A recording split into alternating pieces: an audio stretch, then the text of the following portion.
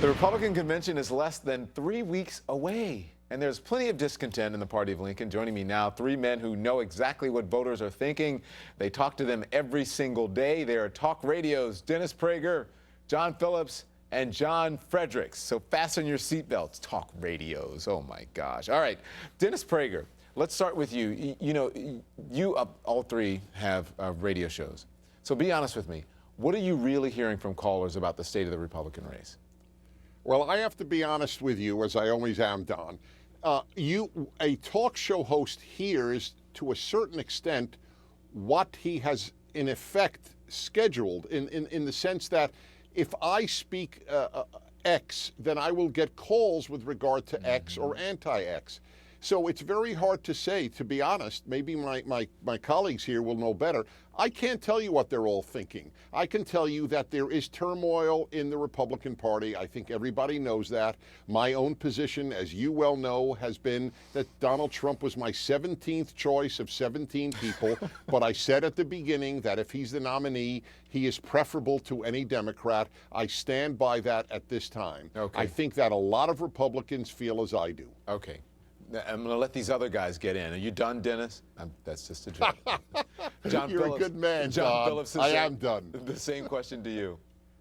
Well, Don, it's a big dysfunctional family reunion, so it reminds them of the Thanksgiving table, would be my guess. But look, we just got out of a very bruising primary where everyone picked a side, and Donald Trump was the one that made it, and all the other guys and gals dropped out at a certain point, and they're really upset. They have hurt feelings, but guess what?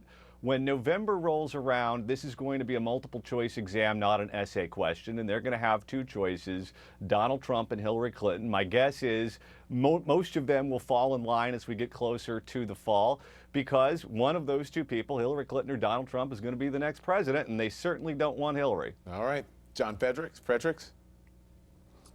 Well, listen, Don, thanks for having me. And to my friend Dennis Prager, Donald Trump was your choice number 17. Dennis, he was my choice number 1. So we're really in good shape here. Look, the bottom line is the elite Republican establishment of Washington really has no clue as to what is going on around them. They are surrounded by their Washington, D.C. donor-based class that continues to give them money in order to ship jobs all over the world and depress wages. When you think about those in the Republican elite that don't want to back Trump, or they don't want to make the public endorsement or whatever, you've got to think to yourself tonight, does the steel worker in Pennsylvania, does the coal worker in Virginia, does the plant manager in Ohio that has seen his wages gone down and his jobs at risk, does he care tonight that Mitch McConnell or Paul Ryan or some 18-month U.S. senator in Nebraska that they never heard of is not publicly endorsing Donald Trump? Okay, so now we're getting somewhere. Care less. Now we're getting somewhere. And that's what you're hearing from your callers. Absolutely. Look, I have a very unique audience. I have a blue-collar, working-class audience driving to work every day. They're not in Mercedes SUVs. They're in 2008 Toyota pickup trucks, and they're punching a clock. They understand what is going on out there. And I'm telling you, these elites in D.C. that go around like Paul Ryan, who said, I'm not comfortable with this or comfortable with that, they don't understand what is going on around them. They are tone deaf. All right, let me ask you this then. So today, I heard several people, because everywhere I go to, people ask me about Donald Trump. Several people said, I used to think he was going to win. I thought he was going to win. Now I don't think he's going to win, because he continues to say things that, they say silly things, or things that someone of his ilk, someone who is running for president, should not be saying. And they think the words that are coming out of his mouth are actually the words that are going to hurt him instead of help him become the president of the United States. You're not hearing that? Look, Donald Trump is evolving as a candidate. This is not a politician. This is not what he does. He doesn't seem to be evolving, race for one reason. He does not seem to be evolving. It's a simple question. Look, I'm not saying anything. You know what? I'm not saying anything good or bad about it. I'm just telling you what I'm hearing. So I'm having a conversation with you. Sure. You don't hear that from people. I hear it all the time. Look, you hear it all the time. But the fact of the matter, Don, is that he is evolving. If you look at the Rasmussen poll that just came out today, he's now ahead of Clinton, he's gained 9 in 2 weeks. So there's all kinds of things Okay. out there. But I think at the end of the day, it's his policies and his message. This isn't Let the about other a guys get candidate, in. Don. Okay. It's about a movement. Okay, go ahead, Dennis. Right. I think that there's another factor here. First, I don't trust any poll, whether they say that he is ahead or he is behind. I think Brexit and a whole host of other recent polls ought to sober us to the fact, and it's not pollsters' fault. People don't pick up their phones. People don't tell the truth. People are afraid to be politically incorrect to pollsters. So I wish there was Even a over sort the of phone. moratorium. Even over the phone, you think? Even over the phone, that is correct. They don't know who's listening, all right, to put it bluntly. So I think that there's another issue here. I have no idea who will win. I make no predictions. This is the only time in my lifetime that I could actually see either candidate winning in a landslide. It could be a squeaker, and either one could win in a landslide. I've never witnessed that in my life. And here is how he could win in a landslide.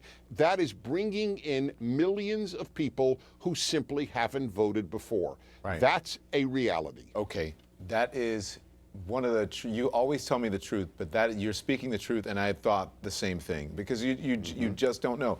John Phillips, what do you think? What do you think that when I said, well, Mr. Frederick says that he's evolving. John Frederick says he's evolving. Republicans certainly don't think he's evolving. A big part of the electorate doesn't think that he is evolving. Do you hear that from your callers? Yeah, look, the public is frustrated. The public is upset this election. Donald Trump is an outsider, so I think they make certain allowances for him that they wouldn't make for career politicians, people that have been around the block a few times.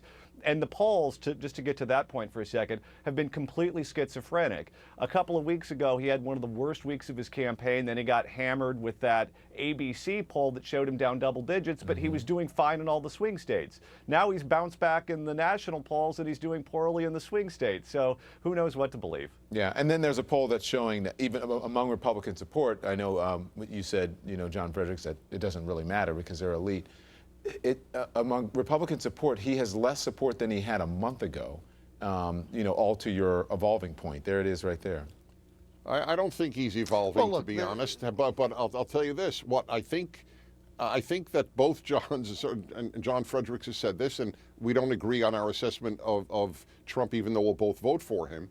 But I do believe that when push comes to shove, the thought for the vast majority of Republicans of 4 more years, forget Hillary Clinton, 4 more years of Joe Biden or of Elizabeth Warren, it doesn't matter. They're, in my view, they're interchangeable. She just happens to be of lower character than the rest, but they all have the same policies. And the policies, I believe, are terribly damaging to this country. Yeah. And the thought of having a Supreme Court for the rest of my life that is on the left, and I mean not liberal, I mean on the left, I think that should be sobering to any Republican voter. And you're a very young man. You have a long life ahead of you. So that's right. John, so it gives you an idea.